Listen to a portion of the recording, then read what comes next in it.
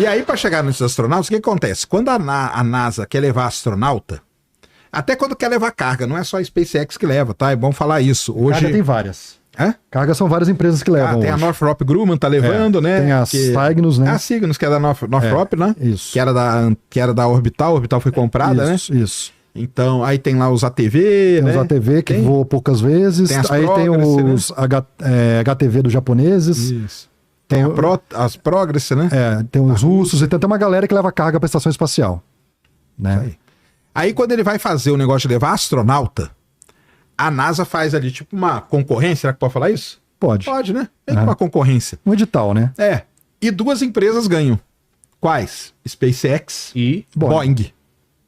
Entendeu? Elas ganham a concorrência no mesmo dia, cara. O contrato ali é assinado com os dois.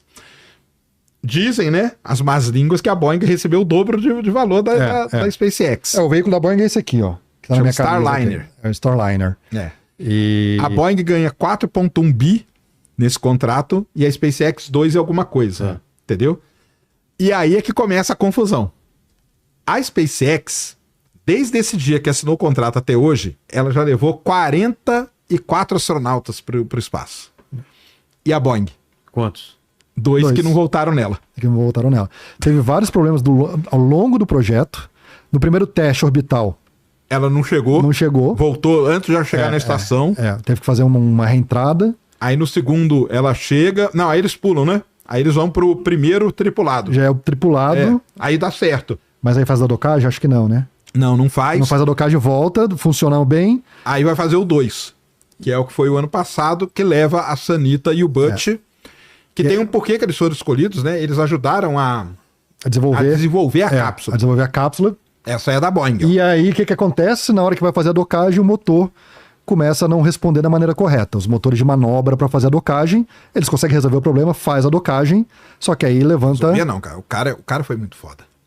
O Butch lá foi muito foda. Piloto, né? O cara foi sensacional. Ele acoplou o negócio com um monte de motor sem funcionar, cara. Lembra de acoplar? Sim. Que eu falei que é o problema? Lá do bus. Você tem que dar um tirinho pra cá. A nave... Isso aqui, toda vez que você dá um tirinho, você gasta combustível. Aí é até legal a gente explicar rapidinho. Aqui em terra, o seu motor funciona, tem a pressão da gravidade. No espaço não tem. Então esses motores aí, os caras colocam hélio. O hélio dá tipo uma pressionadinha ali pro motor começar a funcionar. Esse hélio é o tal do hélio que começou a vazar nessa nave. Quando começou a vazar hélio, teve vários desses motorzinhos aí que pararam de funcionar. E o cara acoplou na estação, meu amigo. Na raça, na mão. Isso aí é tudo para acoplar automático. O cara catou a nave ali na mão. Primeiro, transmitiu o acoplamento, teve uma decisão. Chegou um momento que eles estavam decidindo se acoplar ou volta. Volta ou acopla? Volta ou acopla? O cara falou, chá comigo, meu amigo. Foi na raça, acoplou. E aí, cara, começou uma das maiores novelas modernas. Mas assim, não foi uma coisa também na loucura. Porque assim, qualquer coisa que você faz em estação espacial é muito protocolo, é muito difícil de acontecer. Então se deixaram ele acoplar, é porque sabiam que ia dar certo. Cara, tanto que o cara ficou parado. Ele ficou, cara, eu transmiti isso aí. A Starliner ficou parada aqui, a estação aqui. Eles ficaram parados, um de frente pro outro, quase uma hora. Pra tomar a decisão se ir ou não. Imagina as reuniões, as loucuras que não tava. Mas toda vez que você vai certificar esses veículos, você deixa muitas vezes dias parado pertinho da estação espacial para garantir que todos os protocolos estão sendo cumpridos corretamente, que não vai ter problema nenhum. Se você fizer alguma coisa errada, você pode destruir a estação espacial. E tem um monte de gente morando lá, né? Esse que é o ponto. Imagina se numa dessa um motor que tava funcionando para e ele baixa na estação. Acabou. Entendeu? E aí ele, né, destrói ali, ou bate no painel solar. Qualquer coisa. Tem um monte de coisa que pode dar errado ali. E pode acontecer, porque como começou a dar problema, o pessoal não sabia. Aí que entra pra mim aí o Lucas pode falar o que ele acha, mas começou a dar vários problemas que os caras não sabiam nem que problema que era, né, cara? Por isso que demorou algumas semanas para os caras decidirem o que fazer ali. Mas assim, acoplou, funcionou, os caras entraram. Aí começou toda uma discussão se deveriam voltar naquele veículo ou se deveriam abortar. E aí o que aconteceu, que é o que eu acho que não tá sendo muito falado nos Estados Unidos, mas no Brasil as mídias não estão falando sobre isso. Coincidiu com a corrida presidencial. Né? E aí, cara, começaram a relembrar da Colômbia. É. E aí o Biden provavelmente pensou, falou, cara, se eu coloco esses astronautas para voltar na Boeing e morrem, né? A Kamala Harris, ela era a presidente do Conselho Nacional do Espaço. Então a pessoa que estava concorrendo era presidente, porque a vice-presidente dos Estados Unidos sempre é a presidente do Conselho Nacional do Espaço. Imagina se coloca essa galera e morre. Então o governo falou assim, não, esquece. Não quero nem saber, não quero nem ouvir a Boeing. Volta sem os astronautas. Só que a Boeing já estava numa situação horrível, porque ela estava atrasada, estava com problema, e ela começou a pesquisar que nem uma maluca os problemas que tinham acontecido. Ela falou assim, galera, eu estou segura de que o veículo vai voltar bem. Se vocês quiserem mandar o astronauta com a gente, aí mande. Lembranças da Colômbia. E aí... Aí começou, cara, uma treta gigante, cara. E era horrível. Eu transmiti várias conferências de imprensa. Era horrível de ver, cara. Isso foi em junho, tá? Aí eles foram lançados em junho, eram pra ficar 7 dias lá. E aí a nave voltou em setembro. Aí voltou sozinha. Só que eu acho, não sei você, eu acho que foi a melhor saída pra todo mundo. Eu acho que foi, lógico que foi. Foi a melhor Porque, saída, assim, foi, cara. A Boeing provou que poderia voltar. Porque ela voltou perfeita. Né? Claro, com os problemas todos que ela teve de manobra e tal, mas ela conseguiu voltar. Os astronautas ficaram lá. Que aí o Trump começou a usar a narrativa de que, pô, foram abandonados. Né? O próprio Elon Musk usou essa narrativa, foram abandonados. Só que a NASA falou, não, cara, a gente sempre tiveram... Os caras estavam trabalhando, a Sanita virou comandante da estação. E assim, o plano de contingência sempre aborda essa ideia de que astronautas podem ficar mais tempo no espaço. Não foi a primeira vez. Não foi. Já aconteceu isso antes. Só que dessa vez, por questão da corrida política, tomou uma proporção nunca tomada anteriormente. Que é isso que eu falo. Pô, as pessoas estão aqui falando na mídia, falando, putz, astronautas abandonaram no espaço. Cara, isso já aconteceu outras vezes. Sergei Krikalev. Mas já aconteceu com o americano também. Já também. O Sergei Krikalev é o russo, a gente chama que é o último cidadão soviético. Ele sobe para a estação... A União Soviética cai. Acaba. E aí? Quem que vai buscar ele? Quem que vai buscar ele? Ficou preso lá. Ele ficou preso. Esse ficou preso mesmo. Porque aí volta... Quem que busca? Aí tiveram que reorganizar, a Rússia se organizar como nação pra conseguir mandar o cara, trazer o cara de volta. Cara. E ele lá. De Buenas. Meses. Meses e meses lá no espaço sem saber. E aí já tivemos problemas, né, de pessoas voltarem com outras naves, não foi a primeira vez que aconteceu, só que o que pegou de verdade foi todas essas decisões políticas por conta de uma corrida presidencial.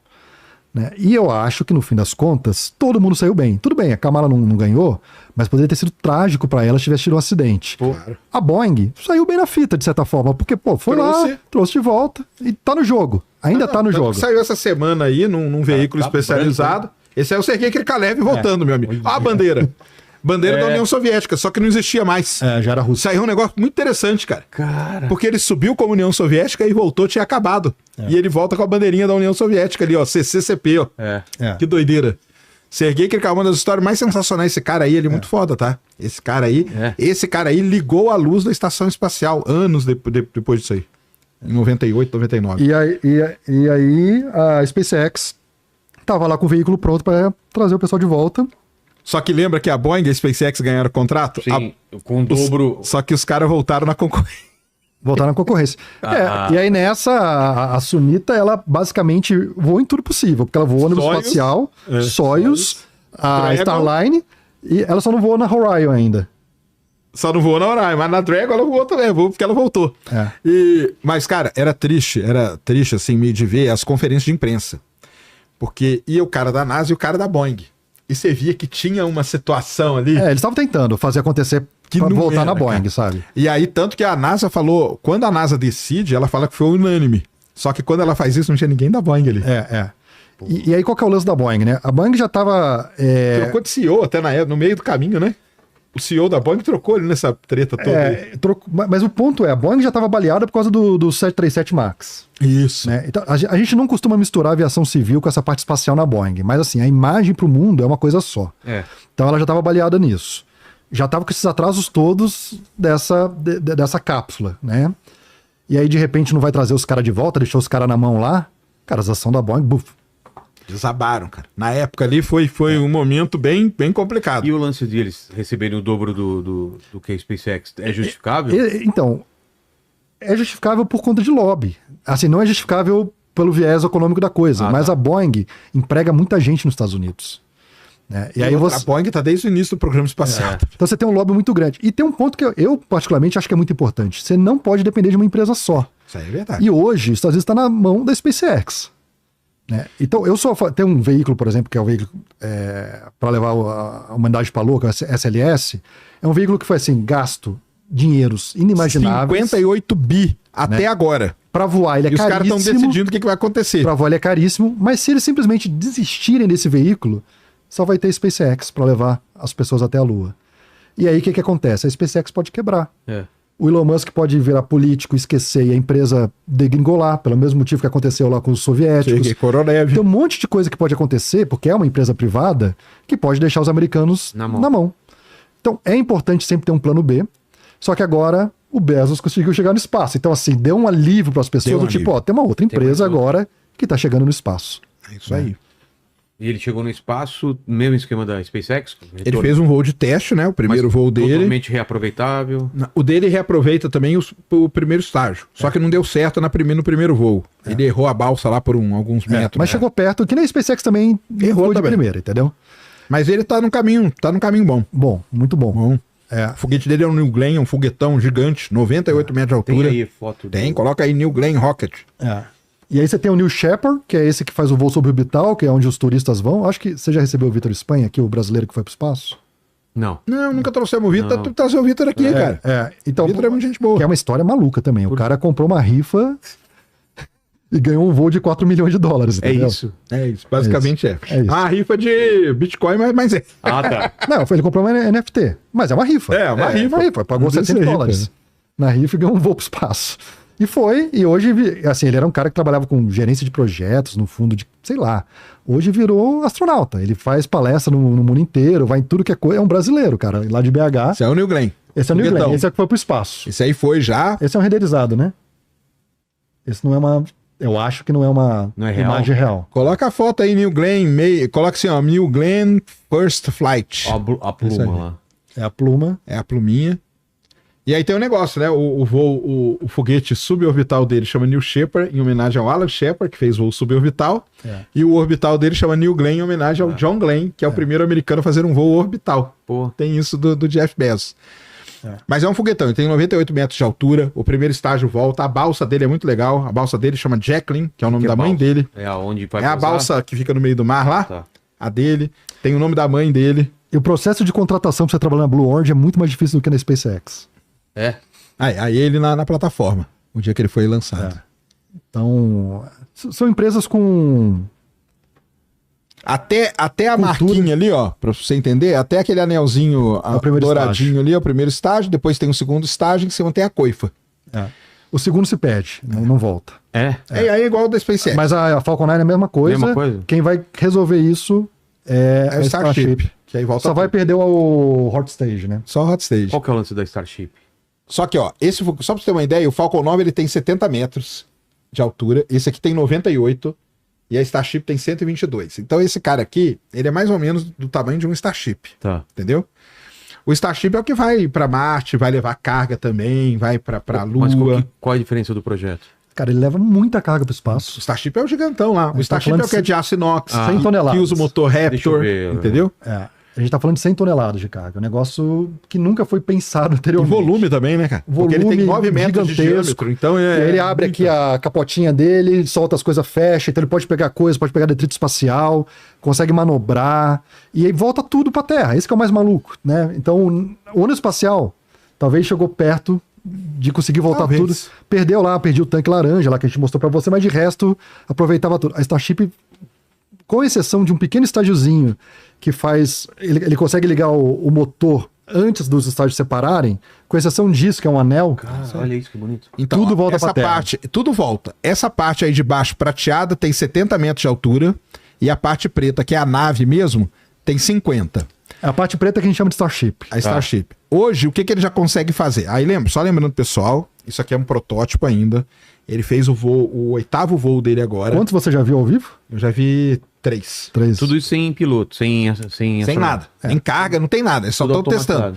Porque o que eles querem fazer? Aqui, essa parte de baixo, ela volta e é agarrada por aquele braço lá. Já viram ele sendo agarrado? Não. Não? Coloca aí, cara. Tá vendo aqueles Coloca dois assim. braços em cima Sei. lá? Super, coloca o Faz videozinho assim, aí, ó. Faz assim, é que nem o chopstick japonês. sei. Você vai ver, você vai ver. Super Heavy, coloca aí, Super Heavy Capture. Coloca assim. Essa parte de booster, né? A gente chama de Super Heavy. Tá. Então o Starship é em cima e embaixo é o E Super tem esse Heavy. banquinho aí. E tem esse banquinho que é a mesa, que é onde ele fica apoiado para ligar os 30. Ele tem 33 motores daquele lá que você mostrou embaixo ali. Que material é esse pra aguentar isso? Então, no primeiro voo dele, o negócio Arrebentou arrebentou o chão. Já concreto, e era um monte de coisa. Detonou tudo, cara. Aí eles foram. Até hoje, lá na praia ali do lado, tem o concreto do primeiro voo que foi jogado longe.